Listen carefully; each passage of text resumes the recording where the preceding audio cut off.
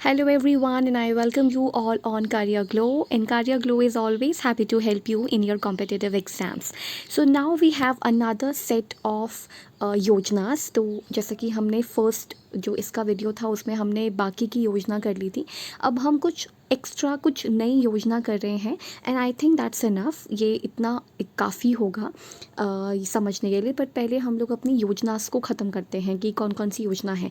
So now we have प्रधानमंत्री आवास योजना. Awas Yojana means housing के लिए जो फैसिलिटीज़ हैं या हाउसिंग के लिए जो योजना है उनके बारे में बात हो रही है. सो ये सेक्टर वेलफेयर का है. प्रधानमंत्री आवास योजना, housing for all, urban mission. तो ये यू जब लिखा होता है, जब भी यू लिखा होता है दैट मीन्स ये अर्बन लेवल पे काम कर रहा है. तो ये वो वाला मिशन है for urban area is being implemented during 2015 to 22.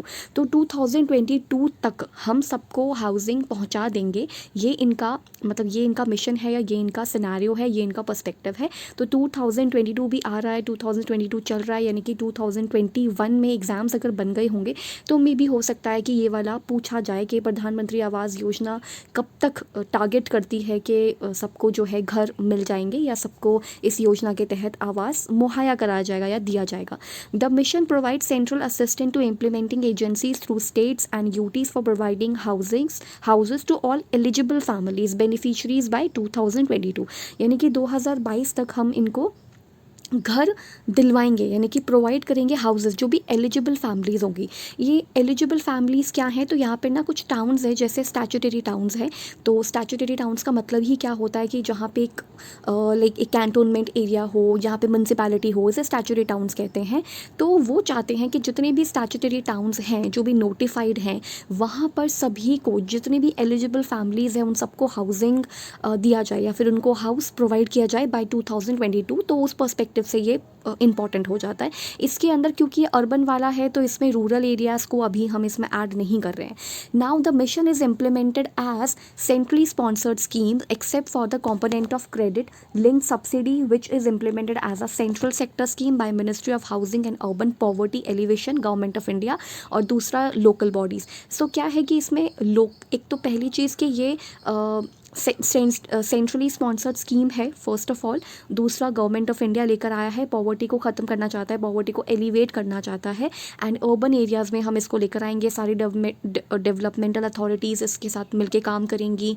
मतलब जितना हो पाएगा उतना कोशिश की जाएगी कि ये सारी चीज़ें हो सके, मतलब जो घर हैं वो सबको दिए जाएं.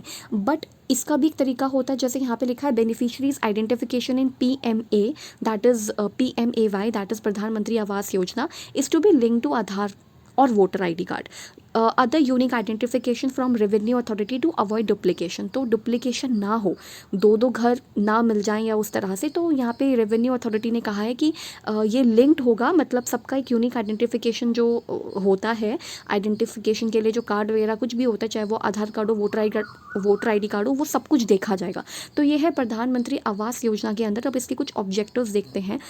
इसका ऑब्जेक्टिव क्या है? Ensure that housing requirements of all urban poor including some slum dwellers are met through different programmes. यानी कि इन सबको घर मिले, जितने भी स्लम एरिया में रहने वाले लोग हैं उनकी जो हाउसिंग की फैसिलिटीज़ है या उनकी जो हाउसिंग की क्या बोलते हैं उसको, मूलभूत आवश्यकता है, जो बेसिक नीड है, उसको पूरा किया जाए. The core objective is to provide central assistant to implementing agencies, और सेंटर असिस्टेंस दे, मतलब सेंटर थोड़ा फाइनेंशियली भी असिस्टेंस दे, और स्टेट एंड यूटीज़ को भी कहा जा रहा है for providing house to all eligible families by 2022. तो ये चीज़ याद रखनी है. पक्का हाउस प्रोवाइड करना है with water connection and toilet and जो भी इलेक्ट्रिसिटी फैसिलिटीज़ है उसके साथ घर देना है आपको. सिर्फ घर देना काफ़ी नहीं, उसमें इलेक्ट्रिसिटी होना चाहिए, टॉयलेट का फैसिलिटी होना चाहिए, उसमें वाटर कनेक्शन होना चाहिए. Now ensure that urban localities are slum free. आपको ये इंश्योर करना होगा कि मीन्स इस प्रोग्राम के तहत आपको ये भी इंश्योर करना होगा कि जो अर्बन लोकेलिटीज़ है वहाँ से स्लम को हटाएं या स्लम को फ्री बनाएं, स्लम फ्री एरिया बनाएं. And that all citizen have access to basic service, और सबको बेसिक सर्विसेज जो हैं वो सब कुछ मिले. लेकिन अभी तक ऐसा कुछ नहीं हो पाया है कि स्लम एरियाज़ को बिल्कुल ही हटा दिया जाए. इट्स वेरी डिफ़िकल्ट ना, अभी इट्स वेरी डिफ़िकल्ट, क्योंकि जो आपका वो है पॉपुलेशन है उसका हैप्पीसाट ग्रोथ हो रहा है, तो ये उस हिसाब से थोड़ा सा मुश्किल है. Now provide houses designed and constructed to meet requirements of structural safety against earthquake. ऐसे घर होने चाहिए जहाँ पे ऐसा नहीं कि अर्थक्वेक आ जाए, फ्लड आ जाए, साइक्लोन, लैंडस्लाइड आ जाए तो बिल्कुल ही ख़राब हो जाए. तो इस अच्छे तरीके से बनाने चाहिए, कंस्ट्रक्ट होने चाहिए. ये सब चीज़ें यहाँ पे लिखी हुई हैं. And now the beneficiary is economically weaker section, या फिर जिनका लो इनकम का ग्रुप है, या फिर जो मिडिल इनकम ग्रुप वाले हैं, यानी कि जो थोड़ा कम पैसा कमाते हैं, उनके लिए ये थोड़ा बेनिफिट देगा. एंड बेनिफिट्स क्या है? This mission provide central assistance to implementing agencies through state and UTs for providing house to all eligible families beneficiaries by 2022. And 2022 तक हमको सबको ये प्रोवाइड करवाने हैं जो घर की फैसिलिटीज़ है, क्योंकि ये वेलफेयर का डिपार्टमेंट है. सो मतलब ये लोगों का वेलफेयर कर रहे हैं, तो उसके लिए आपको घर जो है वो दिए जाएंगे. तो ये था प्रधानमंत्री आवास योजना, यानी कि जो हाउसिंग के ऊपर फोकस करता है. नाउ वी हैव अनदर योजना दैट इज़ प्रधानमंत्री ग्राम सड़क योजना. अब सड़क बनाई किस लिए जाती है? ताकि आप ग्रामीण लेवल पर भी और अर्बन लेवल को जोड़ सको, यानी कि ग्राम और मतलब जो गांव है और अर्बन एरिया वहाँ पे उसको जोड़ा जा सके, कनेक्टिविटी हो, राइट. तो इसीलिए प्रधानमंत्री ग्राम सड़क योजना का निर्माण किया गया, मतलब इसको शुरू किया. सेक्टर वेलफेयर का है. The purpose of this development role manual for Pradhanmantri Gram Sadak Yojana is created and enabling mechanism for improved implementation of the centrally sponsored scheme. So it's a centrally sponsored scheme, और इसमें डिस्ट्रिक्ट कलेक्टर, इसमें सब लोग मतलब शामिल होते हैं, जो भी एक ग्रामीण स्तर पे सारे लोग काम करते हैं वो सब कुछ इसमें शामिल होते हैं. उन सबको ऐड किया जाता है. सबके अपने अपने रोल्स होते हैं, सबके अपने अपने रिस्पॉन्सिबिलिटीज़ होती है, सबके अपने अपने फंक्शंस होते हैं. Now this manual is prepared with input from a combination of sources including interaction with ministry of rural development, यानी कि जो मिनिस्ट्री ऑफ रूरल डेवलपमेंट है वो कुछ डेटा देगा, गवर्नमेंट ऑफ इंडिया कुछ काम करेगा उसके ऊपर, एंड उसके बाद ही प्रॉपर तरीके से आप जो ग्राम सड़क योजना है वो सब प्रिपेयर करोगे, क्योंकि इसके लिए भी मैप लगते हैं, इसके लिए पूरा सड़क वगैरह देखा जाता है, कनेक्टिविटी देखी जाती है. बाकी मतलब यही चीज़ें लिखी हुई हैं कि बाकी अगर आपको इसके बारे में ज़्यादा और अच्छे तरीके से मतलब बहुत ही ज़्यादा डीप में पढ़ना है तो आप इसकी वेबसाइट पर जा सकते हो. तो ये सब कुछ गाइडलाइंस वगैरह ये सब दिया हुआ है. हालांकि ये हमारे लिए इतना इंपॉर्टेंट नहीं था. इंपॉर्टेंट है इसके ऑब्जेक्टिव्स कि प्रधानमंत्री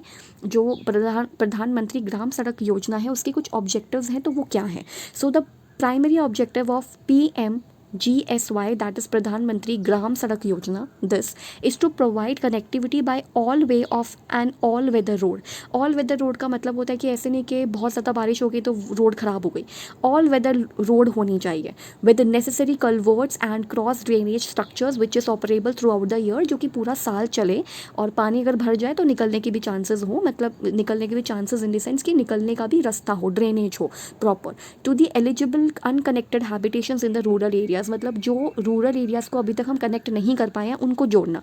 with a population of 500 persons and above, तो 500 जहाँ पे 500 पर्सन पर स्क्वायर किलोमीटर के एरिया में रहते हैं या जिन एरियाज़ में रहते हैं उन एरियाज़ को जो अनकनेक्टेड है उन्हें जोड़ना. इसके अलावा एक और कैटेगरी है in respect of special category state, जैसे अरुणाचल प्रदेश या जितने भी थोड़े लाइक हिली स्टेशंस हैं, हिली एरियाज़ हैं या डेजर्ट वाले एरियाज़ हैं, उनको भी जोड़ना बहुत ज़रूरी है. तो Arunachal Pradesh, Assam, Manipur, Meghalaya, Mizoram, Nagaland, Sikkim, Tripura, Himachal Pradesh, Jammu Kashmir, Uttarakhand, the desert areas, ये जितने भी हैं इन सबको जोड़ना. इन सबको इस क्या बोलते हैं इस योजना के तहत जोड़ना. The objective would be to connect eligible unconnected habitations with the population of 250 persons and above.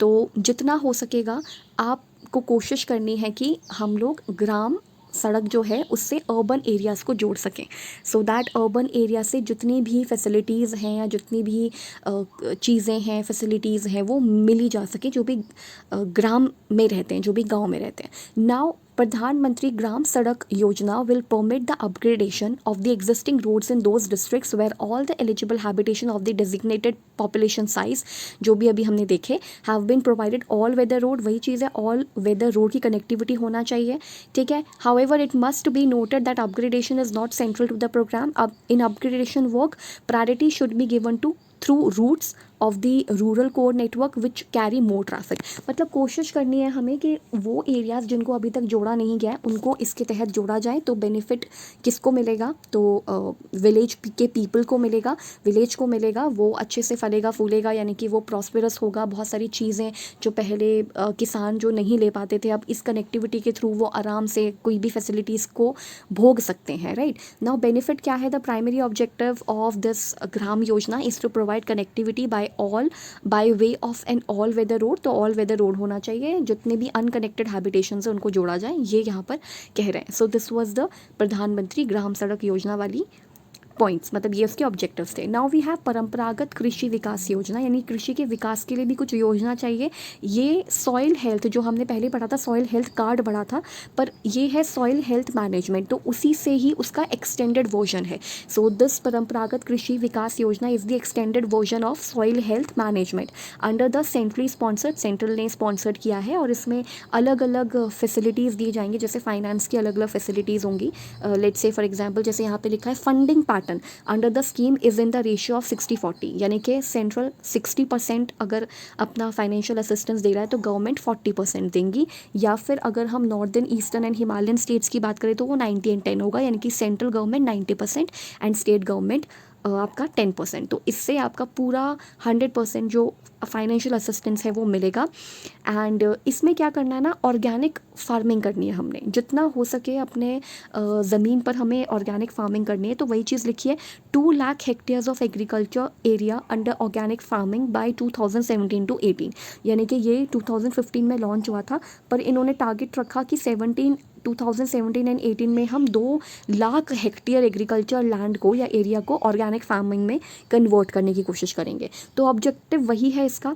The objective is to provide agriculture products free from chemical and pesticides residue by adopting eco friendly. मतलब आपको अपनी ज़मीन पर जब आप खेती कर रहे हो तो आपके एग्रीकल्चर प्रोडक्ट्स जितने भी हों वो केमिकल कंपाउंड से फ्री हों, पेस्टिसाइड्स मतलब ऐसा ना हो कि पेस्टिसाइड्स अगर आप इस्तेमाल करो तो उसके रिसाइड्यूज़ या उसके जो बचे कुछ चीज़ें हैं वो रुक जाएं, जो कि इको फ्रेंडली ना हो। तो इसलिए बेहतर है कि हमें वैसी चीज़ें चुननी हैं जिसमें केमिकल कंपाउंड थोड़े कम है, राइट। मतलब जिसमें केमिकल फ्री, मतलब जो इको फ्रेंडली नहीं है, जो इको फ्रेंडली चीज़ें नहीं है उसको कम यूज़ करना चाहिए। लो कॉस्ट टेक्नोलॉजीज़, कम कॉस्ट में टेक्नोलॉजीज़ आपको मिल सके। प्रमोट ऑर्गेनिक फार्मिंग को प्रमोट करना, रूरल यूथ फार्मर्स अमंग, मतलब सभी लोगों में, रूरल यूथ हो, फार्मर्स हो, कंज्यूमर्स हो, ट्रेडर्स हो। डिसमिनेट लेटेस्ट टेक्नोलॉजी, जितना हो सके डिसमिनेट करना, यानी कि देना latest technology. Utilize the service of expert from public agriculture research, जो भी इंडिया में रिसर्च सेंटर्स हैं, जो भी इंडिया में एग्रीकल्चर रिसर्च के सिस्टम्स हैं, उनसे एडवाइस लेना। इवन रेडियो पर कृषि करके, रेडियो जो है उस पर कृषि करके एक चैनल भी है, उस पर भी बहुत सारी चीज़ें आती रहती है, तो वहाँ से भी लोगों को जोड़ना, ऑर्गेनिक फार्मिंग के लिए उनको प्रोत्साहन देना, इनकरेज करना, वो इसका मेजर ऑब्जेक्टिव होगा। Organize a minimum of 1 cluster demonstration in a village, तो कोशिश करें कि कुछ डिमॉन्स्ट्रेट करें विलेज में, सो दैट लोग अवेयर हों इस चीज़ को लेकर।